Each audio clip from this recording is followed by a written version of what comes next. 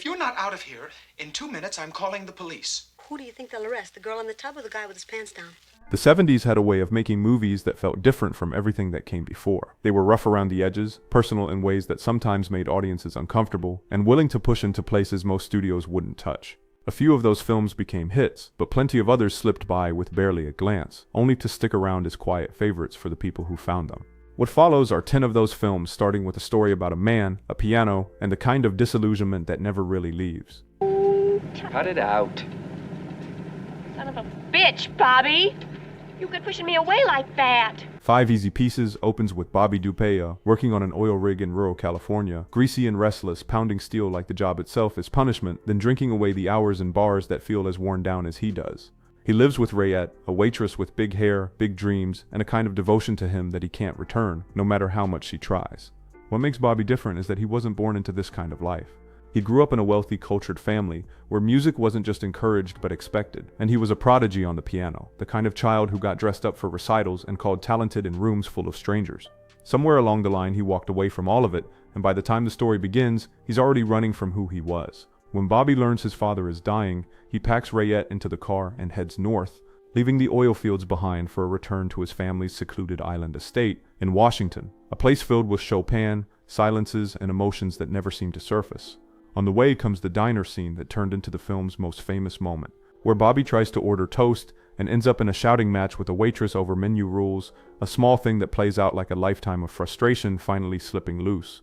The way it was filmed gave it even more edge. The crew shot in actual diners and oil fields, often without proper clearance, creating a rough, unpolished look, and Nicholson was already known for pushing every scene further with an intensity that made the atmosphere volatile and unpredictable. The entire production carried that same rough energy, improvised and unsettled, and the editing process only added to it, with rumors of cut footage that supposedly explored Bobby's childhood talent or extended conversations with his sister Partita, the kind of material that might have softened the story but never made it to the screen. What's left is a portrait of a man who can't land anywhere, drifting from job to job, out of place with his family, unable to hold on to Rayette, and unwilling to settle for the world he's built around himself. By the end, when he quietly abandons her at a gas station and climbs into the cab of a truck heading north, the film doesn't play it as a grand decision or a moral lesson, it just lets him go, leaving the sense that he was never meant to stay still in the first place. Where'd you go? For a week on the yacht of a famous producer. The Last of Sheila begins with the death of Sheila Green, a Hollywood socialite married to a powerful producer named Clinton, whose life is cut short in a hit and run that the industry quickly moves past without much hesitation. A year later, Clinton brings together the same circle of friends who were with him the night she died and invites them onto his yacht for what looks like a Mediterranean holiday, though the trip is really designed around a strange game he's created, in which each guest receives a card with a supposed secret. At first, they're told the information is fake, just a way to keep things entertaining. But as the yacht drifts from one port to another, it becomes clear that the secrets are real, and one of them is tied to the question of who killed Sheila. When Clinton himself disappears and is later found dead, the atmosphere turns sour as suspicion spreads. Alliances crumble, and everyone begins watching each other too closely. The tension in the story was matched by tension behind the camera, beginning with the fact that the original yacht sank during production, which forced the crew to rebuild its interiors inside a studio and delayed the schedule. During a cafe scene, there was even a bomb threat from the terrorist group Black September, which forced security to lock down the set while the actors continued to shoot. As if that weren't enough, the cast was dealing with its own problems, particularly Raquel Welch, who according to multiple reports, clashed with Herbert Ross, refused to cooperate on makeup, tried to have crew members fired, and eventually filed a lawsuit before leaving for London, only returning under police protection. James Mason, who was also in the cast, later said she was the most difficult actor he had ever worked with, which only added to the film's reputation for behind-the-scenes friction. In the years since its release, speculation has continued about lost material, with fans believing there may have been extended cuts or extra scenes that went deeper into the guests' pasts, but none of that footage has ever been found, leaving the finished film as the only version audiences ever got to see. I know what really happened when I was a kid. Yeah, but no one else does. Mikey and Nicky takes place over a single night in Philadelphia, with Nicky holed up in a tired hotel room that still smells like someone else's cigarettes, convinced a hitman is closing in and wearing his nerves on his sleeve, while Sweat does most of the talking. He calls Mikey, the friend he still believes will show up when it counts, and the two of them move through the city together, drifting from bars to buses to graveyards, and sliding into conversations that feel familiar until they don't, because Mikey keeps scanning the room like he's waiting for a cue, and Nicky keeps losing the thread as the hours drag on. Director Elaine May built that uneasy rhythm by letting 3 cameras run at once and shooting more than 1.4 million feet of film, pushing John Cassavetes and Peter Falk through takes long enough for the fatigue to settle into their faces, which is exactly what the movie needs. The production stretched across 110 nights and lived mostly in the dark, with gear failing at the wrong times, tempers getting louder than they should, and both actors walking off set more than once, while the arguments with May outlasted the call sheets. The studio took the cut away from her when the footage mountain got too high, then sent the movie out with a rollout that looked like an obligation instead of a plan, and a poster that did the opposite of selling it, so reviews brushed it off, audiences missed it, and May's directing career went quiet for a long stretch. Over time, it found its crowd through restorations and word of mouth, and what that crowd locked onto wasn't a twist or a lesson, but a friendship corroded by fear and small lies, until trust turns into something you can't carry any farther. By the last stretch, Nicky is bleeding outside Mikey's place and knocking for help, while Mikey stands still on the other side of the door, and the film leaves that choice hanging without moral underlining, which is why it lingers long after the credits, even if nothing explodes and nobody rides off clean. How do you know when a girl really has a monthly or when she's just taken a few days off? What about when they don't get their monthlies? Because they don't. McCabe and Mrs. Miller isn't a western built on showdowns or straight shooting heroes. It's a story that drags its boots through snow, mud, and silences that never quite end. McCabe shows up in a fog-drenched town called Presbyterian Church with more charm than direction, throwing together a saloon, then adding a brothel, and eventually running a makeshift empire fueled by whiskey, card games, and deals whispered across tables. Things sharpen when Mrs. Miller arrives, smart, tough, and far more capable than he ever was, taking over the business and turning it into something that feels like it could last, at least until the Shaughnessy Mining Company comes calling. They offer contracts first and violence later, and McCabe tries to hold them off by relying on his reputation, but that isn't enough. When the shooting starts, he ends up staggering through the snow with bullets in him, dying alone while the town church burns, and Mrs. Miller drifts into an opium haze that keeps her from knowing he is even gone. The production matched the bleakness of the story, filmed in the dead of winter in British Columbia, with weather that froze equipment, soaked the sets, and left cast and crew sick and exhausted. Altman leaned into the misery, filming through fogged lenses, using antique filters, and letting dialogue overlap, while the camera drifted away from the neat close-ups Warren Beatty kept asking for, which sparked constant arguments between the star and the director. Julie Christie worked through the middle of it, battling the cold and the endless takes, while the studio grew uneasy with the rough wandering footage they were seeing. When the movie finally came out, audiences weren't sure what to make of it. Critics argued over its pacing and style, and it slipped out of view without much success. Over the years, though, people came back to it, noticing the detail in the world Altman built, and the way the film dismantled the traditional Western without announcing it, leaving behind an ending that feels unglamorous, harsh, and quietly final. Looks like we buy our breakfast. Well, how in the hell was I supposed to know they tore the goddamn jungle down? Scarecrow starts with a handshake on the side of a back road in California, Max standing there like a man who's been chewing on bad memories for years, and Lion smiling the way only someone who still thinks people are decent can. They say they're headed to Pittsburgh to open a car wash, though most of what we see is them drifting across empty highways, killing time in bus stations, and passing through bars where nobody cares enough to ask questions. Max carries the edge of an ex-con who can't stop testing people, and Lion balances him out with a softer touch. A former sailor who packs clown props in his duffel bag and greets strangers with "pal" like he means it. Their friendship builds slowly until it blows up in Denver, where a prank at Max's sister's house lands them both in jail, and the tone changes completely when Lion is attacked by another inmate, leaving him half blind and shaken. From then on, Max eases up, watching out for him more, and Lion retreats into himself while the road keeps pulling them toward Detroit. The toughest moment comes when Lion calls Annie, the woman he left years earlier, to ask about the son he's never met. She tells him the baby died, which is a lie, and that lie pushes him into a spiral that leaves him broken down in a city park, sitting in silence until he seems to vanish inside himself. The film ends with Max carrying the weight for both of them, promising he'll make it to Pittsburgh and open the car wash even if Lion can't go with him. The performances hit hard, with Gene Hackman playing Max like he's permanently clenched around his own anger, and Al Pacino giving Lion a nervous warmth that falls apart piece by piece. Jerry Schatzberg kept the production stripped down, shooting in real jails, diners, and stretches of rusted highway, with the cast living in motels so the mood would bleed into the work. The looseness paid off in small ways, like the scene where Hackman pretends to scare crows in a field, and Pacino cracks up for real, one of the only times the film lets both characters feel free. Even the title comes straight from Lion's way of seeing the world, because he believes scarecrows worked by smiling first, giving birds a sense of safety before driving them away. It's a philosophy built on kindness that the film slowly strips away, and by the end, that smile is gone, leaving nothing but the weight of a dream Max might carry on his own. This is company time, Bartowski. Hi, Smokey. This thing's a goddamn killer, Miller. Blue Collar opens in the deafening grind of a Detroit auto plant, with Zeke Brown trying to dodge the IRS while raising kids in a house that's falling apart. Smokey James hustling through side gigs just to make rent, and Jerry Bartowski working overtime while his daughter's braces still sit unpaid. The plant swallows them whole, and the union that's supposed to give them some protection feels just as hollow as the company keeping them down. One night, after too many beers and too much frustration, they break into the union office, expecting to find a little cash, only to stumble across a ledger full of shady loans and mob connections, the kind of document that ends up worth far more than anything sitting in a safe. That discovery sets everything in motion, and the fallout is brutal. Smokey winds up dead in what's labeled a workplace accident, crushed under machinery that had passed inspection days earlier.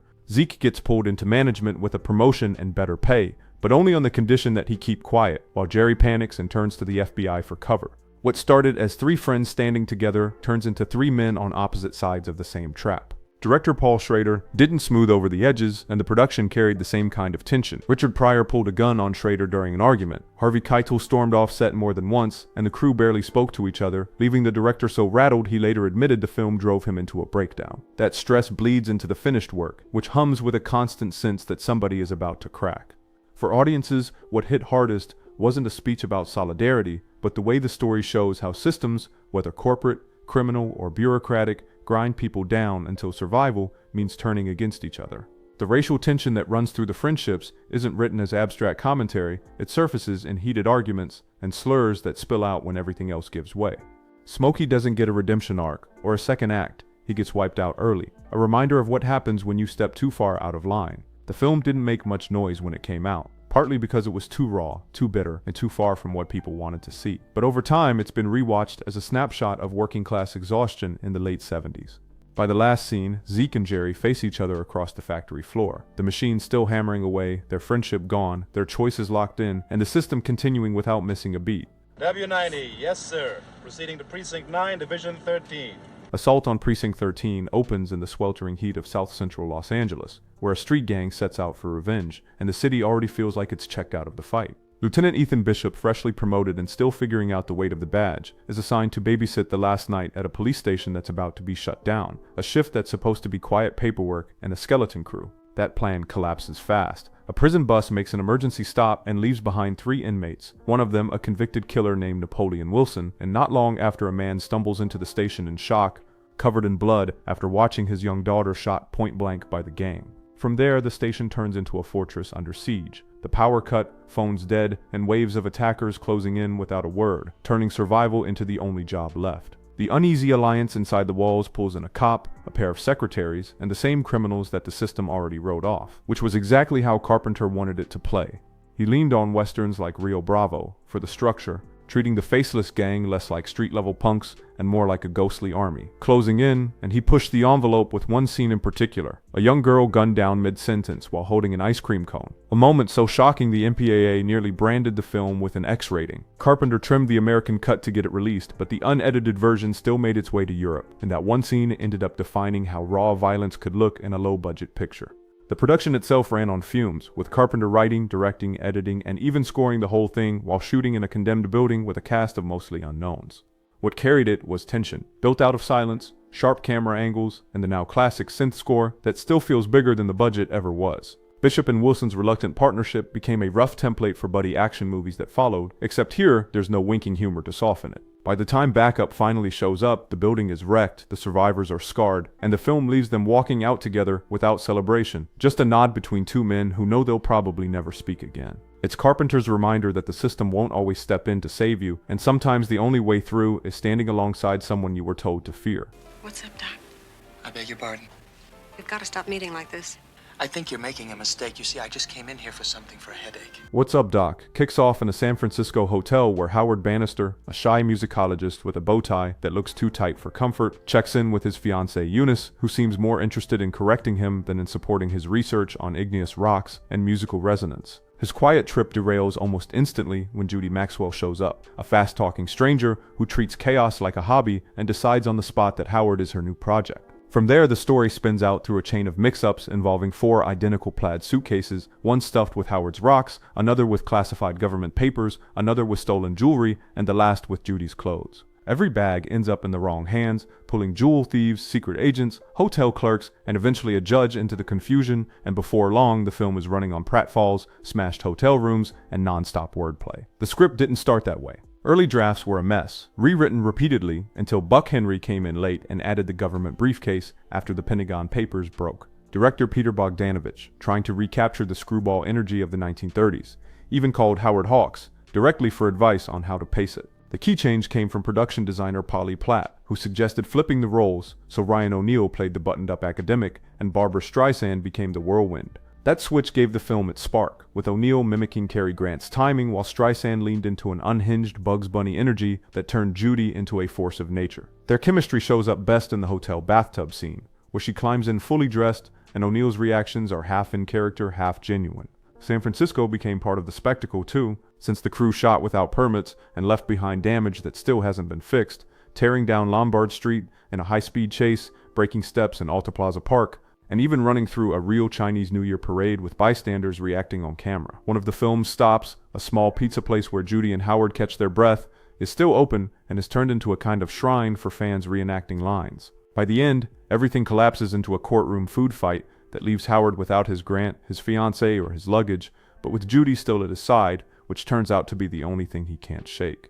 Here's to Harry, the best, bar none. I'll drink to that. The conversation opens on a surveillance van parked at Union Square, its microphones aimed at a young couple weaving through a noisy crowd, while Harry Call, a man who lives in a trench coat and would rather stay invisible than be noticed, oversees the job with professional calm. His team gets the recording, but when Harry plays it back, one line won't leave him alone. He'd kill us if he had the chance. The rest of the tape sounds harmless, but that single phrase keeps him circling the audio until it takes over his thoughts. Harry carries guilt from a past job that ended with people dead, and he starts to feel the same mistake building again. When he tries to turn the tapes over to Martin Stett, the client's assistant, the exchange goes sideways, and soon Harry's own apartment is broken into, while he realizes he's being watched as closely as the couple he recorded. His paranoia pushes him into a hotel room next to theirs, where through thin walls and muffled sound, he convinces himself something violent has happened, though the truth never lands clean. Later, he hears that the client has been killed in what's reported as a car accident, and Harry begins to suspect the couple were never victims at all, leaving him tangled in the possibility that his work enabled another death. The story closes with him tearing his apartment apart, ripping up floorboards and gutting walls in search of a bug that might not even exist, his privacy shattered by the very tools he spent his life mastering. Coppola came up with the film years before Watergate, yet its release in 1974 made it feel eerily in sync with the national obsession over wiretaps, something the director later brushed off as coincidence. What wasn't coincidence was how the movie toys with perception, most clearly in that one line, which was recorded multiple times with different deliveries, so its meaning shifts as Harry's paranoia grows. Even Harrison Ford, playing what should have been a minor role as Stett, added another layer by leaning into an understated menace, dressing the character in a silk suit, and playing him with quiet control that convinced Coppola to expand his presence. Gene Hackman anchored it all by burying himself in the role, learning saxophone, and basing Harry on an isolated figure from Steppenwolf, letting the performance turn more inward until even his co-stars felt shut out. The result is a thriller built without chase scenes or explosions, one that sinks into silence, unease, and the realization that being watched isn't limited to Harry's world, but to anyone who thinks privacy is something they can still keep. At quarter Charlie, heading north on Center Street, approaching Penman. Over. Keep it coming, you've got 4 minutes! The taking of Pelham 123 begins with a subway train rolling out of Pelham Bay Park in the Bronx at exactly 1:23 p.m. The kind of detail that feels ordinary until 4 armed men step on board, separate the lead car, and take 18 passengers hostage. They don't bother with names, only colors: Mr. Blue, Mr. Green, Mr. Gray, and Mr. Brown. And they give the city 1 hour to deliver $1 million, warning they'll shoot a hostage for every minute the deadline is missed. What follows is a thriller that feels rooted in the cracks of 1970s New York, a place where the subway barely runs on time, and the officials in charge can't seem to organize a response. Negotiating with the hijackers falls to Lieutenant Zachary Garber, a transit police officer juggling a failing radio system, endless red tape, and the pressure of keeping a packed car of civilians alive. Walter Matthau plays him with a kind of worn-out charm, half sharp wit and half frustration, improvising as the clock ticks down and the hijackers reveal almost nothing about who they are or how they plan to escape from an underground tunnel with no exits. The criminals each bring something different to the standoff. Mr. Blue, the ringleader, hides his ruthlessness under military precision. Mr. Gray is unpredictable and violent. Mr. Brown barely registers, always hanging back. And Mr. Green, once a subway motorman, betrays himself through a small detail, his sneeze that ends up blowing open the case in the film's final moments. The movie runs on tight editing, overlapping dialogue that sounds like real arguments instead of scripted lines, and a jazz-funk score that feels like the pulse of a city barely holding itself together. It works because it doesn't glamorize either side. The hijackers aren't brilliant masterminds, the cops aren't untouchable professionals, and everyone in between, from the mayor to the train operators, looks just as fallible as the system they serve. The result is a thriller that stays tense without ever turning slick, funny in the darkest places, and sharp enough to feel like it could only have come out of the New York of that era, when chaos seemed less like an exception and more like business as usual.